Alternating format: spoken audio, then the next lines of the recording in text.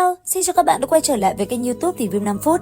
Ở cuối tập 137, ngay khi Vương Lâm thả lôi thú đến huyện gia, đứng giữa trời, thanh âm anh ấy vang lê quát: "Người của huyện gia, sao Liễu Mi ra đây?" Thấy vậy, huyện gia lão tổ thi triển thần thức hóa thành hư ảnh khổng lồ, trầm giọng nói: "Không biết tự lượng sức, tiểu bối, ngươi nếu có thể phá được huyện gia đại trận của lão phu thì hãy nói câu này." Nghe vậy, thân sắc của Vương Lâm lạnh như băng quát: "Thù mới nợ cũ, hôm nay chúng ta giải quyết một lần." Dứt lời, tay phải Vương Lâm vỗ lên trên đầu lôi thú, nó lập tức ngửa mặt gầm rít, khiến thiên địa hóa thành những trận lôi đình. Chớp mắt sau, chỉ thấy lôi thú gầm lên, đồng thời từng đạo lôi đình điên cuồng đánh xuống đại trận. Cuối cùng, ánh mắt của Vương Lâm càng thêm lạnh lùng, anh ấy bấm tay nhỏ ra một giọt huyết sắc rơi vào trên mi tâm của lôi thú. Sau đó, thanh âm vang lên quát: "Phong ấn, mở!"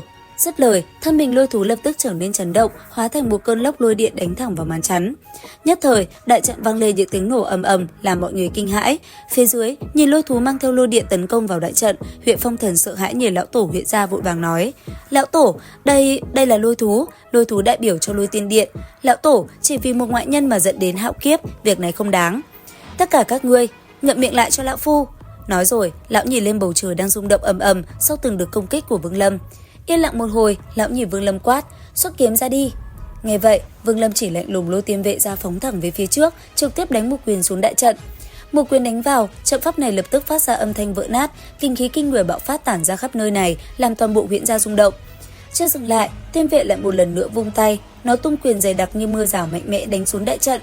Lôi thú lại gầm lên, toàn thân lóe ra điện quang cũng không ngừng phát uy. Đến đây, hàng trăm tộc nhân huyện gia run sợ nói: "Lão tổ, người hãy suy nghĩ lại đi, không thể như thế này được."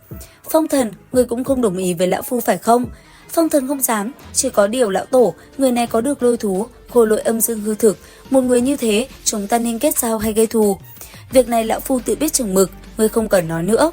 Nếu người này không phá được trận pháp thì thôi, nhưng nếu trận pháp bị phá thì Phong Thần sẽ lập tức rời đi để phòng vạn nhất.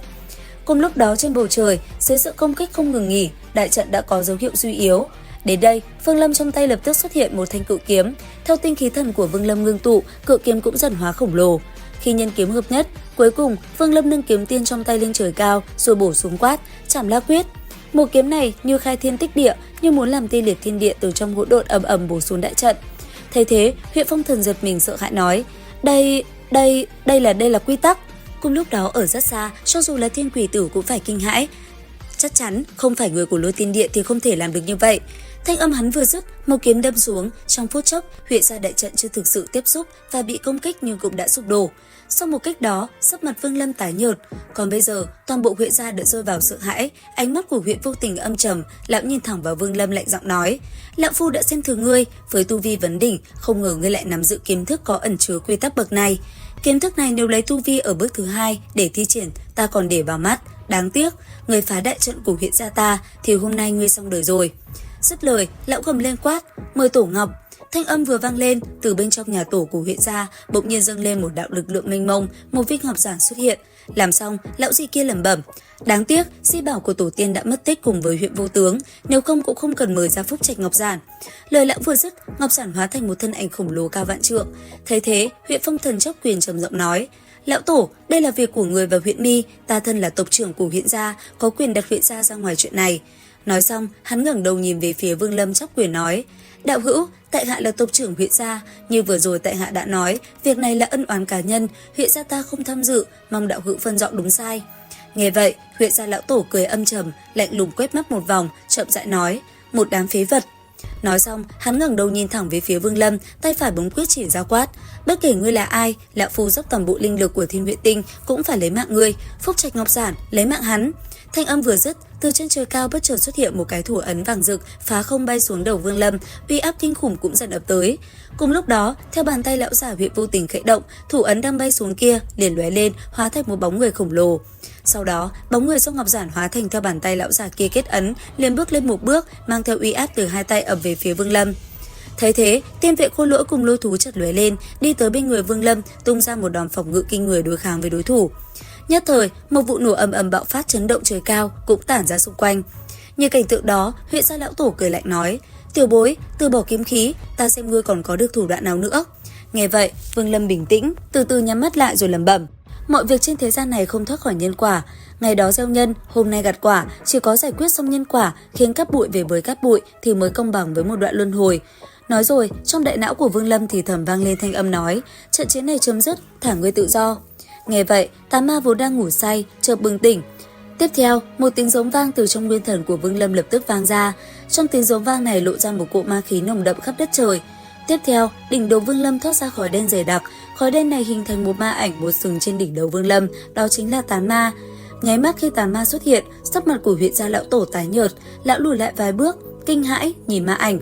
Còn tán ma vừa thoát ra, nó đã liền biến ảo cười khằng khặc, hóa thành một bóng dáng khổng lồ nói: "Tiểu tu sĩ, bản ma thực hiện ước định với ngươi, ta sẽ lấy mạng tên này giúp ngươi, nhưng sau khi xong việc, ngươi không để bản ma rời đi, ta sẽ liều mạng. Sau khi trận chiến này chấm dứt, ta sẽ thả tự do cho ngươi." "Được." Nói rồi, tán ma cười lớn, nhoáng lên một cái hóa thành ma khí chui vào cơ thể của Vương Lâm, khiến hắn hóa ma, khải giáp một lần nữa tái hiện. Nháy mắt khi tán ma dung nhập, nó điều khiển thân thể Vương Lâm lao thẳng về phía hư ảnh của tiên nhân khổng lồ kia, rồi đánh ra một quyền. Thấy vậy, hư ảnh kia cũng mau chóng đón đỡ. Giữa không trung, hai hư ảnh khổng lồ liên tục va chạm, tạo nên từng trận rung động. Thế nhưng, chỉ đấm đá vài quyền, tán ma đã liền đẩy lùi hư ảnh tiên nhân. Sau đó, thanh âm rùng rợn vang lên quát: "Chỉ là hóa tiên thuật, chẳng qua chỉ là một loại thứ thần thông của một chi nhánh của cổ yêu bộ tộc mà thôi, cũng dám thi triển trước mặt ta." Dứt lời, Vương Lâm bị cổ ma khống chế, tay phải chỉ lên trời, quát khẽ: "Cổ ma!" Thanh âm vừa thốt ra, bàn tay Vương Lâm vung lên hình thành một ma chảo lớn đến mấy trượng, ập xuống mặt đất rồi quát: "Rút ra tinh hồn!" Nháy mắt, Thiên Huyễn Tinh bỗng rung lên một cỗ ma khí từ trên mặt đất dâng lên, rồi bay vào người tán ma, làm hắn ngày càng mạnh. Đến đây, tay phải tán ma vung lên, lập tức hướng về tiên nhân hư ảnh kia đập tới. Tiên nhân hư ảnh cũng bước về phía trước một bước, đánh ra một quyền ngưng tụ toàn bộ lực lượng đất trời. Khoảnh khắc va chạm, một vụ nổ ầm ầm bạo phát, âm thanh nổ vang dữ dội vang ra khắp thiên địa. Mặt đất chấn động, sinh ra một cỗ khí lãng mãnh liệt, từ giữa không trung gào rít tản ra bốn phía. Cuối cùng, chỉ thấy hư ảnh tiên nhân trên bầu trời sụp đổ, hóa thành từng làn khói nhẹ, rồi tiêu tan trở lại thành một khối ngọc giản, rồi vỡ vụn hóa thành tro tàn. Thế nhưng bất ngờ, từ ngọc giản đó lại tản ra một tầng phòng ngự. Đáng tiếc, đạo phòng ngự này cũng không chống cự được lâu. Bên dưới quầng sáng, sắc mặt của huyện gia lão tổ tái nhợt nói: "Liệu Mi, sư phụ, ta mà đi ra thì chắc chắn phải bỏ mạng dưới tay hắn." "Liệu Mi, không ra ngươi cũng phải bỏ mạng, không bằng ngươi đem ý cảnh cho lão phu, để lão phu đạt tới vô tướng thiên ma đạo để liều mạng với hắn." "Được, ta đồng ý, nhưng ngươi phải đáp ứng ta hai chuyện." "Nói đi." "Chuyện thứ nhất, giúp ta lấy mạng Vương Lâm." "Được, lão phu sẽ làm hết khả năng giúp ngươi hoàn thành ước nguyện này." "Chuyện thứ hai, nếu ngươi không lấy mạng được Vương Lâm thì hãy đem túi trữ vật này giao cho hắn." Dứt lời, từ trong tay Liệu Mi xuất ra một túi trữ vật, nhìn túi trữ vật này đôi mắt nàng lại hiện ra một chút chua xót. Thấy vậy, huyện gia lão tổ nhíu mày nhưng cũng gật đầu. Còn tà ma, hắn khống chế thân thể của Vương Lâm, hắn đánh từng quyền xuống quầng sáng rồi lớn tiếng quát: "Vỡ!" Thanh âm vừa dứt, một đòn đánh ra, đạo bảo hộ cuối cùng của ngọc giản lưu lại cũng bị phá nát. Sau đó, Vương Lâm đạp chân xuống chậm rãi tiến về phía trước. Cùng lúc này dưới mặt đất, Liệu Mi đang khoanh chân, phía sau nàng là huyện gia lão tổ, tay phải đặt lên đầu Liệu Mi, tựa như đang hút lấy khí tức quỷ dị. Thấy vậy, tán ma giật mình nói: "Tiểu tử ngươi tu luyện thần thông không tồi, không ngờ còn có biến hóa của cổ ma bộ tộc ta." Lời này vừa dứt, lão già huyện vô tình mở trừng hai mắt, thân thể bay lên không trung, đồng thời phía dưới, thân thể Liệu Mi cũng sắp tan biến. Một lát sau, lão già này mới mở bừng hai mắt, rồi nhìn tán ma trong cơ thể Vương Lâm quát: "Lão phu chỉ có một thức thần thông, ngươi có dám tiếp không?" Đáp lại tán ma cười lớn nói: "Thi triển ra ta xem." Nghe vậy, huyện gia lão tổ nhắm hai mắt lại, lão hấp thu ý cảnh của Liệu Mi, thu hồi tiên lực trên người nàng, giúp tu vi khôi phục. Tiếp theo, lão gầm lên quát: "Lấy thân vô tướng, xung luyện vạn vật, mặc thiên địa, đó là đạo của huyện gia ta tái hiện thế gian."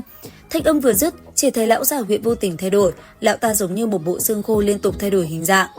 Bây giờ, lão ta chấp nhận hy sinh thân thể để nguyên thần đạt tới trạng thái vô tướng, biến ảo ra gương mặt quỷ dị với vô số hư ảnh bàn tay với khí tức tà dị.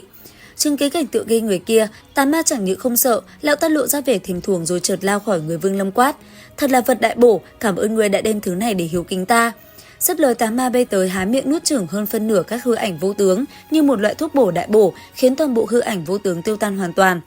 Đã không có tán ma, Vương Lâm khôi phục quyền khống chế thân thể, thân mình hắn nhoáng lên, đi từng bước tới trước người Liệu Mi đã mất đi sức sống. Bên kia, chưa kịp thi triển đã bị tán ma cắn nuốt, tất cả hư ảnh được biến ảo ra đã hoàn toàn biến mất để lộ ra thân thể lão tổ huyện gia. Đến đây, thân mình của huyện gia lão tổ nhoáng lên, chuẩn bị bỏ chạy. Đáng tiếc, tán ma chỉ cười lớn, ma khí bạo phát khóa chặt thân thể lão tổ. Cuối cùng, tán ma lao tới một hơi nuốt lão giả huyện vô tình vào trong bụng. Làm xong, tán ma nhìn Vương Lâm nói: "Tiểu tử Vương Lâm, bản ma đã hoàn thành hứa hẹn, ta đi đây." Dứt lời, hắn dậm chân một cái hướng về phía hư không, nháy mắt đã biến mất. Và liệu rằng tiếp theo, tập 138 sẽ còn gì hấp dẫn? Theo dõi kênh YouTube Review 5 phút để biết thêm chi tiết các bạn nhé. Xin chào và hẹn gặp lại!